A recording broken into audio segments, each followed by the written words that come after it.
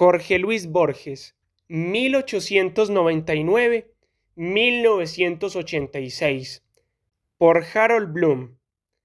Para el agnóstico en Borges, como para el heresiarca de su mítica Udvar, los espejos y la cópula son abominables, porque multiplican el número de los hombres, el laberinto de los hombres visible, aunque ilusorio. Los gnósticos aceptan bien con razón a Jung y aceptan muy mal a Freud, igual que Borges, y a nadie debe sorprenderle cuando el argentino, siempre cortés y agudo, despacha a Freud como o un charlatán o un lunático, para el cual todo se reduce a unos cuantos hechos más bien desagradables. Los maestros del cuento y de la parábola deberían evitar el magnetofón, pero, como Borges sucumbió bien, ¿puede algún admirador agradecer la cosecha de unas cuantas conexiones entre imágenes? El gnóstico escudriña en el espejo del mundo caído y no se ve a sí mismo, sino a su oscuro doble, el sombrío cazador de su fantasmagoría. Dado que el equívoco Dios de los gnósticos tiene en sí de forma equitativa el bien y el mal, también el escritor en el que predomina una visión agnóstica es moralmente equívoco. Desde el punto de vista de la imaginación, Borges es un gnóstico, pero intelectualmente es un escéptico y un humanista naturalista. Esta división, que ha obstaculizado su arte, haciendo de él una figura mucho menor que escritores gnósticos como Yeats y Kafka, lo ha convertido, no obstante y de forma admirable, en un decidido moralista, como muestran estas conversaciones grabadas. Borges ha basado enormemente su escritura en el espíritu del comentario de Emerson acerca de que la insinuación de lo dialéctico tiene más valor que la dialéctica en sí misma. Mi favorito entre sus cuentos, el cabalístico La muerte y la brújula, relata la destrucción de Erich Lornrod, un Auguste Dupin cuya temeraria perspicacia lo arrastra hacia la trampa laberíntica tendida por Red Scarlachat, el dandy, un criminal que habría hecho migas con el Beñat Creed de Babel. La grandeza de Borges reside en la dignidad estética que le concede tanto a Lornrod, quien, a punto de morir, critica que el laberinto en el que ha sido atrapado tiene líneas de más, como a Scratchat, quien justo antes de abrir fuego le promete al detective un laberinto mejor la próxima vez que lo mate en alguna otra reencarnación.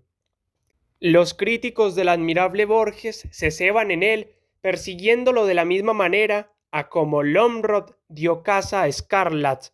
con una brújula, pero él ha hecho que nos veamos obligados a escoger sus propias imágenes para el análisis.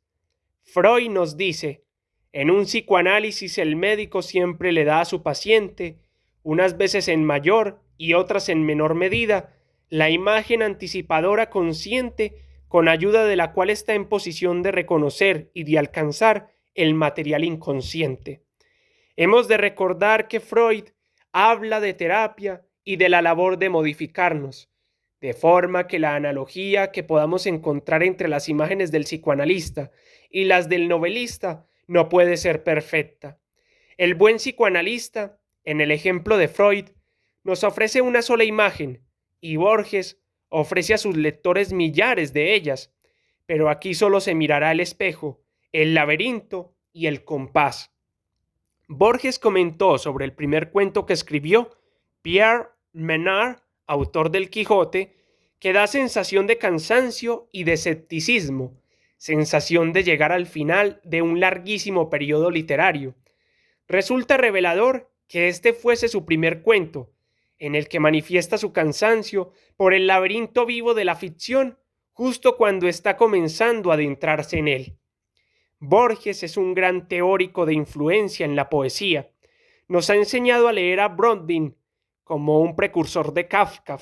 y siguiendo el espíritu de esta enseñanza, es posible ver a Borges mismo como otro Childe Roland, camino de la Torre Oscura, a pesar de no querer de forma consciente completar la búsqueda. Está quizás condenado a que lo veamos más como un crítico de la narración que como un narrador, Cuando leemos a Borges, ya sea sus ensayos, sus poemas, su parábola o sus cuentos, ¿acaso no estamos leyendo glosas a la narración y en concreto sobre la puesta en guardia del escéptico ante los encantos de la narración? Borges cree haber inventado un nuevo tema para un poema, en su poema Límites, y este tema sería el sentimiento de estar haciendo algo por última vez.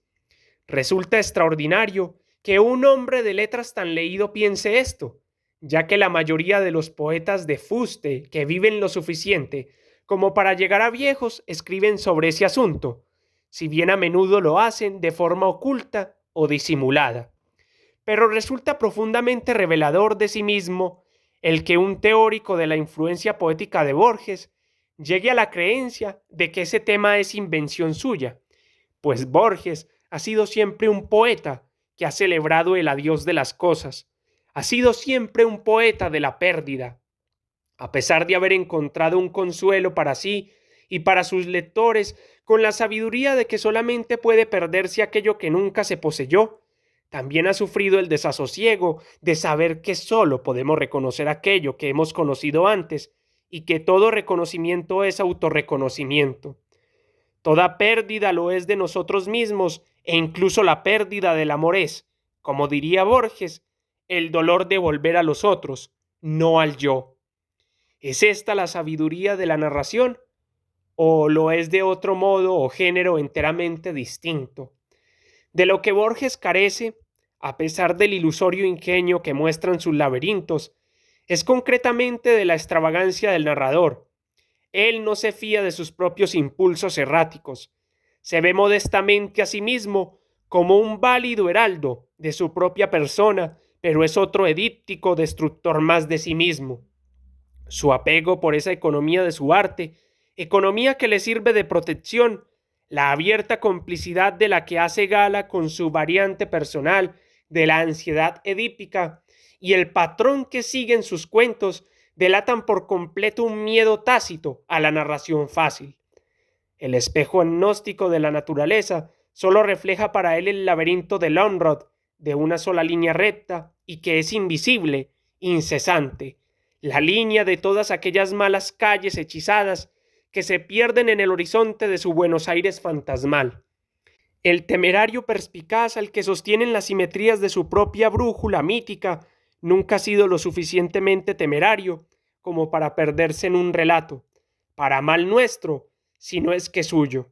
Lo insólito en él, si ha de llegar, vendrá en forma de movimiento ficticio que se aparte del tema del reconocimiento, que incluso vaya en contra de ese tema y hacia un arte mayor.